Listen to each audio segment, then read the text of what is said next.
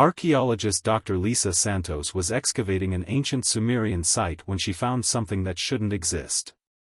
Buried beneath layers of earth dating back 8,000 years was a device, a small, crystalline object covered in symbols that predated any known human writing system by tens of thousands of years. The device was active. Still broadcasting. Still observing. Her team's quantum analyzer immediately began translating the inscriptions. The message was clear and profoundly disturbing: "We have been watching your species since you first descended from the trees. We have observed your development, your growth, your capacity for both creation and destruction. This device is one of many. We are everywhere. We have always been here." Lisa's discovery triggered a global archaeological emergency.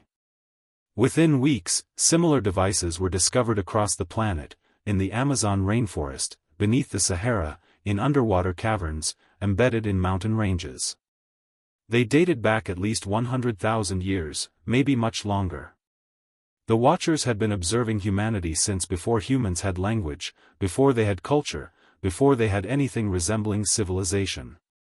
The devices began transmitting more information, visual records of human history from perspectives no human could have accessed. They showed early humans hunting on African savannas. They showed the first use of fire. They showed tribal gatherings, migrations across continents, the development of agriculture, the building of the first cities. Everything was recorded with perfect clarity from vantage points that indicated surveillance satellites or similar technology. Humanity was both fascinated and terrified. They had never been alone. They had been studied like laboratory specimens for over 100,000 years.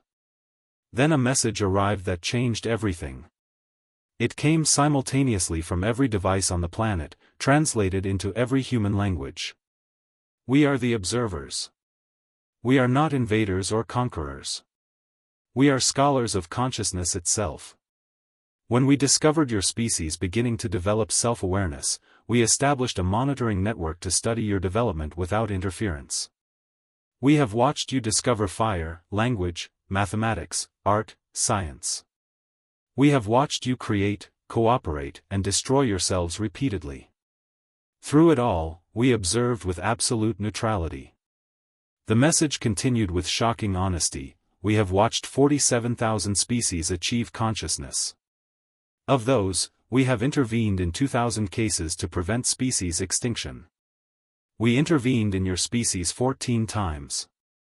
Each intervention was subtle: a slight adjustment to weather patterns to prevent famine, a slight enhancement to a crucial individual survival to ensure they could pass on crucial genes, a subtle redirection of human development toward paths less self-destructive.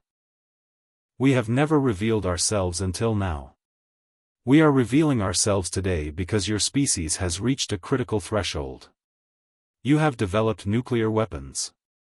You have the capacity for self-annihilation. You have also developed sufficient wisdom to recognize the dangers you pose to yourselves. This is the first species in our observation that has achieved both capability and wisdom simultaneously. The final message was an invitation: we are offering you a choice. Continue your development alone, with the knowledge that you are being watched but not interfered with. Or accept our cooperation. Allow us to share the accumulated knowledge from studying 47,000 species. Learn from the mistakes of others. Develop faster and more safely. The choice is yours. We will respect your decision either way. Humanity convened a global assembly. The debate was fierce and existential. Some demanded the observers leave immediately. Others saw it as an unprecedented opportunity. But gradually, a consensus emerged: humanity would accept cooperation, but on their own terms.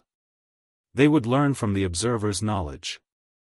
They would study the histories of other species. But they would maintain their independence and their right to make their own choices, even mistakes. The observers agreed. They began sharing, carefully, respectfully, the histories of species that had collapsed through hubris or internal conflict.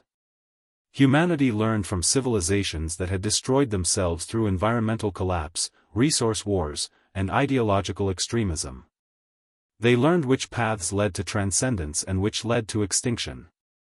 Dr. Santos stood in the first human observer research facility, watching scientists from both species collaborating on problems that had seemed insurmountable alone. "Why now?" she asked the lead observer. "Why reveal yourselves after 100,000 years?" The observer's response was simple: "Because you finally became wise enough that we could stop being invisible without destabilizing your development. You no longer need protection from the knowledge of being watched. You needed to know the truth to complete your growth." Sometimes, humanity reflected, being watched wasn't imprisonment. It was preparation for something far greater.